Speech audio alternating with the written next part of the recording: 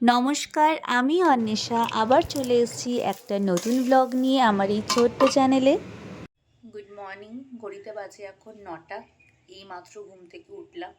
ছুটির দিন মানেই একটুখানি ঘুমাই আমরা তিনজনই। তো এখন ভাবছি একটু কফি খাবো, কারণ ছুটির দিনে একটুখানি আলাদা কিছু করতে ইচ্ছা করে। এমনি লিকার চাটাই খাই সবসময়, কিন্তু আজকে ভাবছি একটু অন্যরকম কিছু খাই। তো আমার হাজব্যান্ড বলছে না, আমাকে তুমি লিকার চাই দাও। আমি আবার দুধ চা বা দুধ কফিও খেতে চাই না খুব একটা। তো আমি আজকে একটুখানি খাওয়ার ইচ্ছে হয়েছে আমার। তো দেখি তারপরে ব্রেকফাস্টই করবো। আজকে তো আবার ডিমান্ড অন্যরকম থাকবে, হয় লুচি, পরোটা, নুডলস। কিন্তু ছুটি, চা খাওয়ার পরে দেখি। তাই একদিকে বসিয়েছি কফি আর আরেকদিকে চা। আমার হাজব্যান্ড বলে, কফির জন্য আবার আলাদা কাপ লাগে নাকি? কিন্তু আমার মনে হয় কফি খেলে কফি মাগেই খাবো। এবারের এই মধুটা এত মিষ্টি, অল্প একটু দিলেই চিনির মতন মিষ্টি হয়ে যায়। ব্যাস, চা বানানো রেডি। এবার আমার কফিটা রেডি করলেই হবে। তারপরে তো আবার ব্রেকফাস্টে কি খায় দেখি, আবার কি ডিমান্ড আছে আজকে। কফি আবার আমি বেশি মিষ্টি খেতে পারি না, তাই অল্প একটুখানি চিনি দিলেই হয়, মানে একটুখানি তেতো ভাবটা থাকবে, ওটাই আমার ভালো লাগে। ব্যাস, দুজনের জন্যই চা আর কফি রেডি। এইটা হলো গিয়ে আমার মাস্টার বেডরুম। শীতকালে এই বেডরুম গোছাতে গিয়ে হাত আমার যেন ব্যথা হয়ে যায়। দেখেছো, এতগুলো কম্বল, তিনজনের তিনটে কম্বল লাগে আমাদের। এই বেড কভারটা আমার ভারী পছন্দের, কিনেছিলাম অনলাইন থেকে, কিন্তু এত সুন্দর কালারটা যে আসবে ভাবিনি। প্রায় অনেক দিন হলো, কিন্তু কালারটা একটুও ফেড হয়নি। এবার হচ্ছে ব্রেকফাস্টের পর্ব। ডিমান্ড হয়েছে কচুরি খাবো, কড়াইশুঁটির কচুরি। তাই প্রস্তুতি চলছে। আজকে একটুখানি গরম জল আর চিনি দিয়ে ময়দাটা মাখলাম, কিছুক্ষণ একটু রেস্টে রেখে দিই। আর এইদিকে কড়াইশুঁটিগুলো একটু ব্লেন্ড করে নিই। দেবো একটু আদা আর কড়াইশুঁটি, তার সাথে দেবো কিছু লঙ্কা, নুন আর চিনি, সব একসাথে দিয়েই ব্লেন্ড করব। এবার শীতে কড়াইশুঁটির কচুরি করতে একটু দেরি হয়ে গেল, মানে প্রত্যেকবার অনেক আগেই এই কচুরি করা হয়, এবার অনেক দেরি করে ফেললাম। ব্যাস, ব্লেন্ড করা কমপ্লিট। ওইদিকে আবার বসিয়েছি আলুর দম। কড়াইশুঁটির কচুরি খাবো আর আলুর দম খাবো না, সেটা আবার হয় নাকি? ওটা আগেই বসিয়ে দিয়েছিলাম, কারণ আলু আবার সেদ্ধ হওয়ার ব্যাপার থাকে তো। বাহ, আলুগুলো তো বেশ সেদ্ধ হয়েছে। ব্যাস, প্রায় হয়েই এসছে। এটা আবার একটুখানি ঢেকে রাখি। এবার ওই দিকে যাই, মানে কড়াইশুঁটির কচুরির দিকে। এবার যেটা ব্লেন্ড করেছি ওটাকে তো এবার তেলে একটু নাড়তে হবে, তাই একটু কালো জিরে দিলাম। কালো জিরেটা এবার একটুখানি কমই ছিল, তাই অল্পই দিলাম। আর দিলাম একটু হিং। এরপরে এই পুরো মিক্সচারটা এর মধ্যে ঢেলে দেবো। শীতকাল আমার বরাবরই ভালো লাগে না, কিন্তু যখন এই কড়াইশুঁটির নামটা শুনি না, তখন শীতকালটা আবার খুব মনে ধরে আমার। ওইদিকে আমার মেয়ে আর আমার হাজব্যান্ড বলছে, কখন হবে কখন হবে, তাড়াতাড়ি করো, খিদে পেয়েছে। এইটার নাম শুনলেই দুজনেরই খিদে পেয়ে যায়। শুধু দুজনের কথা বলবো কেন, আমারও খিদে পেয়েছে, কিন্তু কি করব, উপায় নেই, করতে তো আমাকেই হবে। ব্যাস, মোটামুটি পুর রেডি। এরপর বাটি বানিয়ে তার মধ্যে পুরগুলো ভরবো। মাকে আমি তাই মাঝে মাঝে বলি, ছোটবেলা বলতে কিচ্ছু পারিস না, শ্বশুরবাড়ি থেকে একদিনেই বার করে দেবে। এখন মাকে বলতে চাই, দেখো আমি কত কাজ করি। ভাবছি এই ভিডিওটা প্রথমে আমার মাকে পাঠাবো। এখনও বাড়ি গেলে পাপা তো আমাকে কোনো কাজই করতে দেয় না, ভাবে যেন আমি কিছুই পারি না। তবে এটা ঠিক ওদের ভাবনা না, এটা হচ্ছে ওদের ভালোবাসা। দুদিনের জন্য মেয়ে বাড়িতে এসছে, তাই কোনো কাজ করতে দেব না। তবে আজকে এই কচুরি নিজের হাতে বানিয়ে মার পাপাকে খাওয়ানোর খুব শখ হচ্ছিল। থাক, মন খারাপ করে আর লাভ নেই। এবার বাড়ি গেলে পাপাকে বলবো, এবার আমি কিন্তু নিজে বানিয়ে তোমাকে খাওয়াবো। দেখো, ভেতরের পুরগুলো একটাও কিন্তু বেরোচ্ছে না। কি সুন্দর হচ্ছে না? নিজেরটাই নিজে দেখে অবাক লাগছে। অনেক কিছুই শিখে গেছি। ব্যাস, প্রায় আমার বেলা শেষ। এবার পরপর ভাজতে পারলেই হলো। আসলে একা হাতে করছি তো, তাই একটু দেরি হচ্ছে। বাহ, এ তো দারুণ ফুলছে। বাবা, ঠাকুরের নাম নিয়ে শুরু করেছিলাম, একদম ফুলেছে।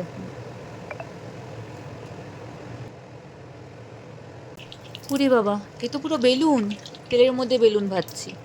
বাহ, ভালোই হয়েছে।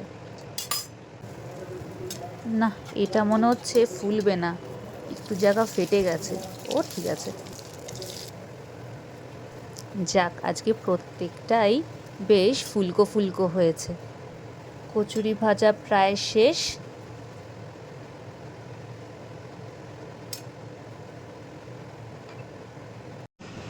আহা, গরম গরম কড়াইশুঁটির কচুরি আর আলুর দম, আর কি লাগে শীতকালে, তাই না?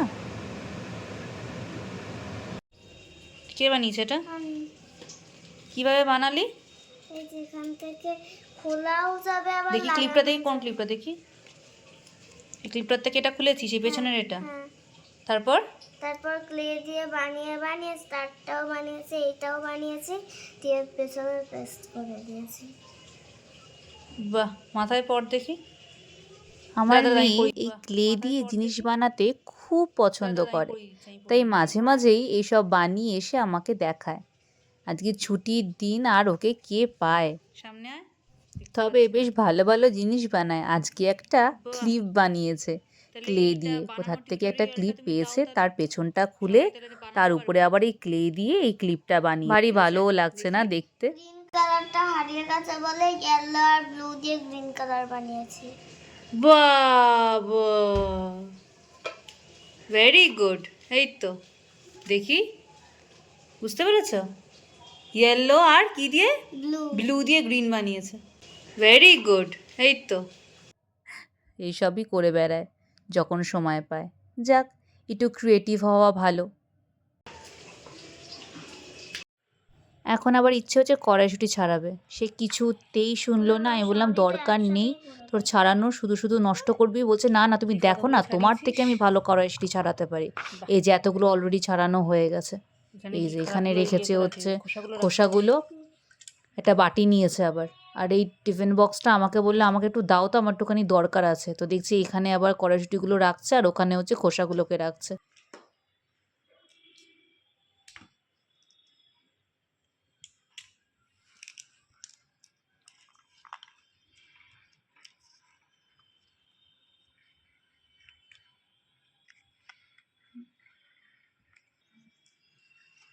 ভাগ্যিস কড়াইশুঁটিগুলো ফ্রিজ থেকে বার করা ছিল বেশ অনেকক্ষণ, তাই এখন আর ঠান্ডাটা কেটে গেছে।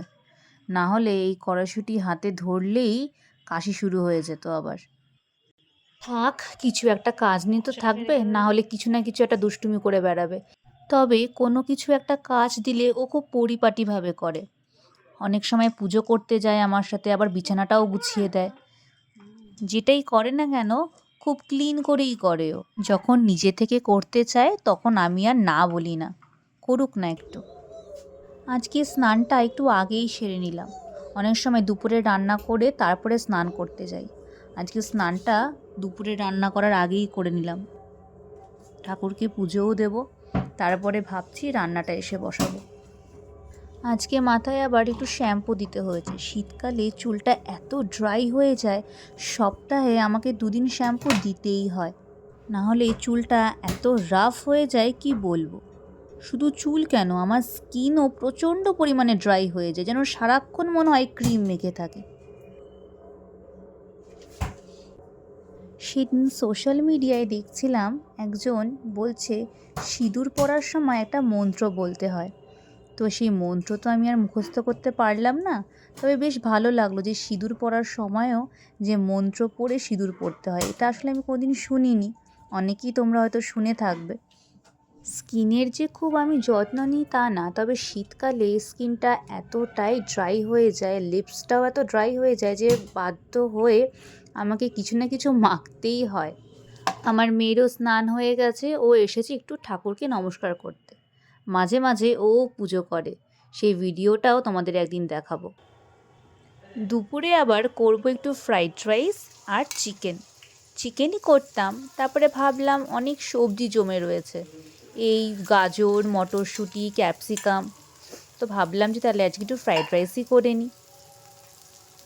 আমার মেয়ে ফ্রাইড রাইস খেতে প্রচণ্ড পছন্দ করে।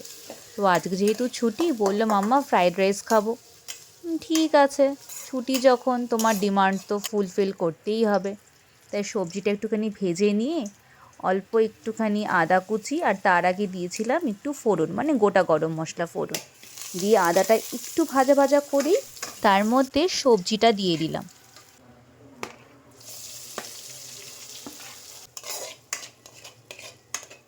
একটু নাড়াচাড়া করার পরেই তার উপরে সেদ্ধ করা ভাতটা ওর উপরে দিয়ে দিলাম, দিয়ে একটুখানি নাড়াচাড়া করে তার মধ্যে দিলাম একটুখানি গোলমরিচ, নুন, চিনি, আর ভাবছি একটু পাস্তা মশলা দেব।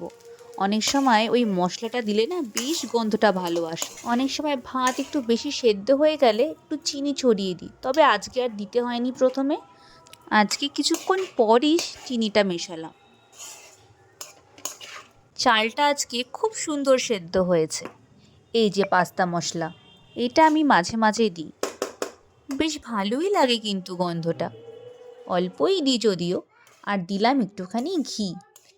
ঘিটা প্রথমেই দিইনি, ভেবেছিলাম সাদা তেল দিয়েই করব, তারপর ভাবলাম যে না, সামান্য একটুখানি দিই, ফ্লেভারটা একটু ভালো আসবে।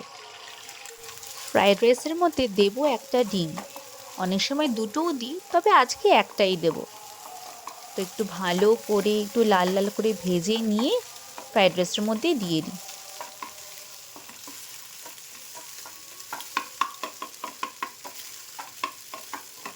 বুঝতে পেরেছি, ব্যাস হয়ে গেছে প্রায় আমার। বিকেলে আবার একটু বেরোনোর কথা আছে, তাই তাড়াতাড়ি খেয়ে দিয়ে একটু রেস্ট নিয়েই বেরোবো। ওইদিকে আবার বসিয়েছিলাম কষা মাংস, তো ওইটার ভিডিওটা আমি আর করতে পারিনি। তো যাক, আজকের দুপুরের লাঞ্চ আমার কমপ্লিট রান্না করা। সবাইকে ডাকি তাহলে খাওয়ার জন্যে। ফ্রাইড রাইস আর চিকেন শুনে সবারই যেন খিদে দ্বিগুণ বেড়ে গেছে।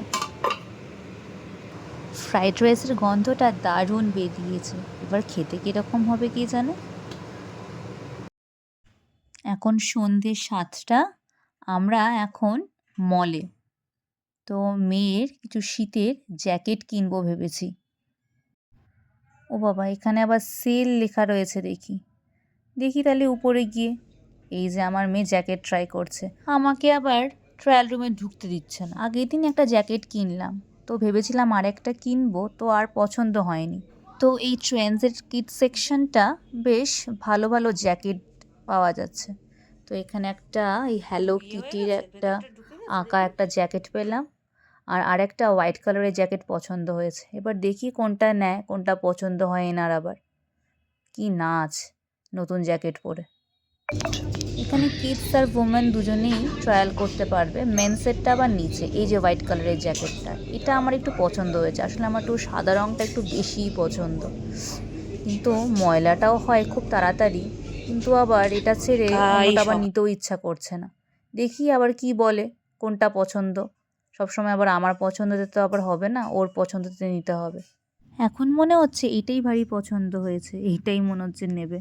ট্রেন্ডসের প্রত্যেকটা ড্রেস অনলাইনেও পাওয়া যায়। আমারও দুটো জিনিস খুব পছন্দ হয়েছে, কিন্তু ভাবছি এখান থেকে আর নেব না, অনলাইন থেকে পছন্দ করে নেব।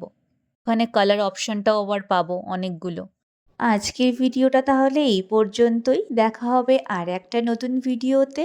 ভিডিওটা ভালো লেগে থাকলে অবশ্যই কমেন্ট করো, লাইক করো, আর এরকম নতুন ভিডিও দেখার জন্য আমার চ্যানেলকে অবশ্যই সাবস্ক্রাইব করো। আজকের জন্য টাটা।